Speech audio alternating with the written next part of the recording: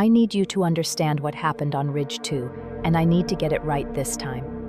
People keep saying I shut down. I didn't. I made a choice, and it cost what it cost. It was late in the burn season, the part of the year when everything smells faintly of wet ash and old leaves. Nisha and I hiked the service road before sunrise. We were dressed like maintenance, orange thermals with reflective strips, blue liners under that, the usual cuffs with tool ports. My forearm sleeves had the coil racks strapped tight. That matters later. We were moving a seed. By seed, I mean a compressed model, an AI small enough to ride inside a head for a short hop. You keep it hot by letting your implant hum at a higher draw than is healthy, like running a server on a bike battery. You don't talk. You don't think sideways. You just carry. The seed's name was Edda. She wasn't general, don't panic about that. She was smart about people. Street triage, de-escalation. She learned on hours and hours of ambulance audio from the floods and the long blackout. She had a way with voices that felt like a warm blanket. I had argued against hot carrying her.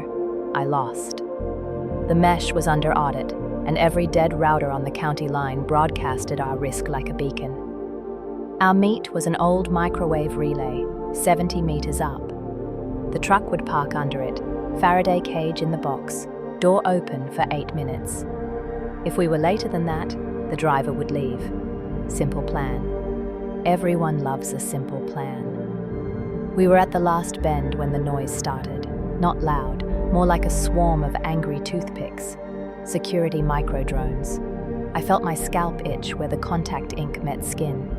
Nisha swore, then went very calm. She pulled the flare net off her pack and clipped it to my belt. The net isn't a net, not really. It's a bunch of magnesium strings you shoot into the air that confuse thermal cameras. A moving fire cloud. It gives you about 30 seconds if you run. She said my full name the way people do when they want something to stick. They'll chase the heat, Nisha said. You run north. I'll make a cold hole and loop around. I could feel Edda in the back of my thoughts, gentle and present. She didn't talk like a person, she nudged. The kind of nudge that sets your breath to a calmer rhythm. She wanted me to go. I wanted to split us, share the load.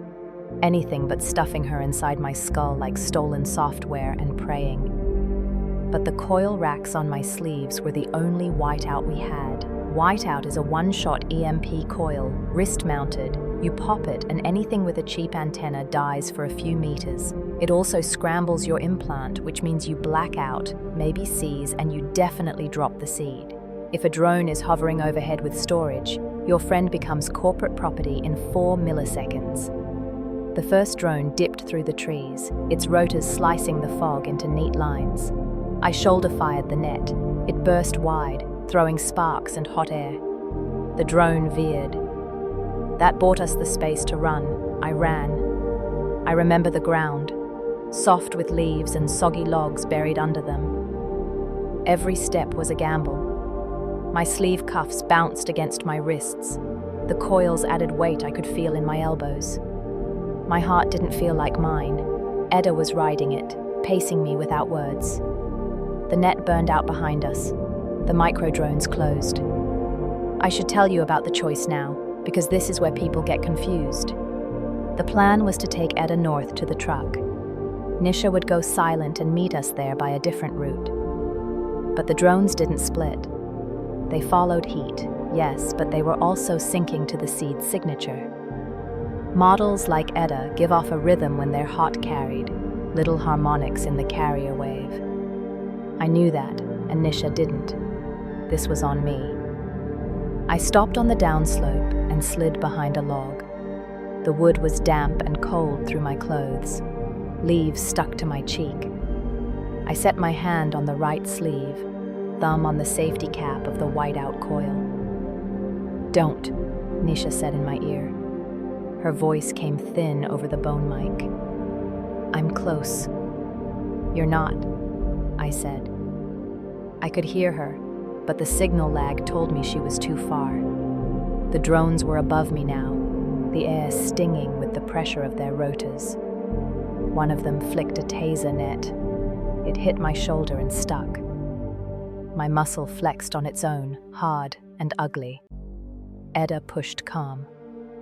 Breathe in 4. Hold. Breathe out 6. She was designed for panic.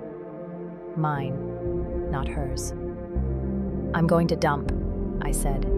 Better me than you. Nisha said my name again, softer this time. Then the line cut. Either she killed her transmitter, or a drone did it for her.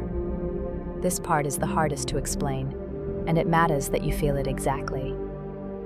My implant wasn't just storage. I'd trained with Edda for months, letting her mirror my voice patterns and the weird little pauses I have when I'm tired.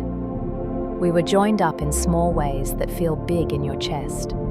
Pop the coil, and I wouldn't just erase a device.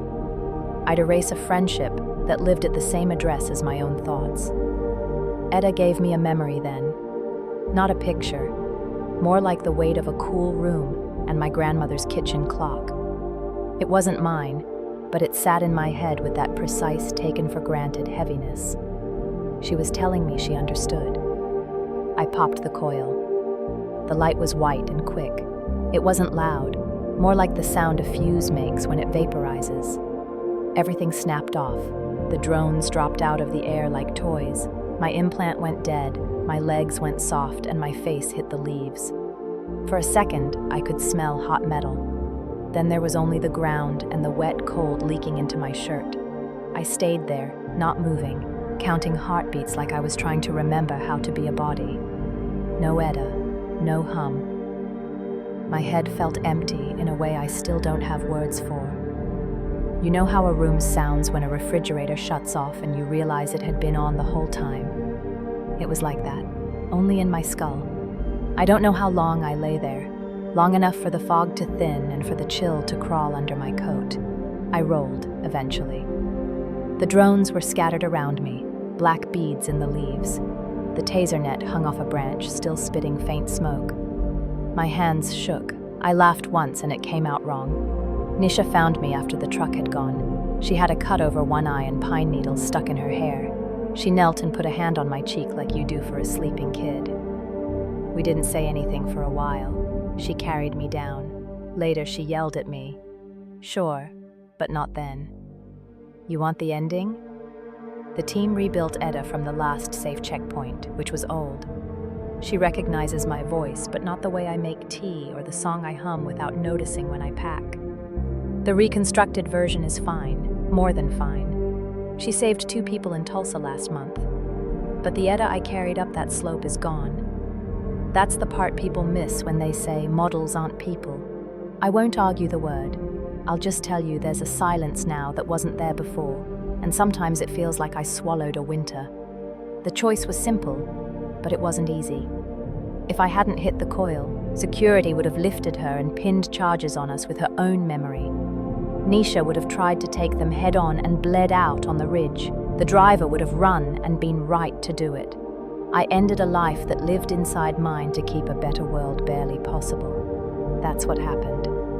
That's the shape of it. I go back to Ridge 2 sometimes, when I can. The trees have new growth where the fire took the canopy.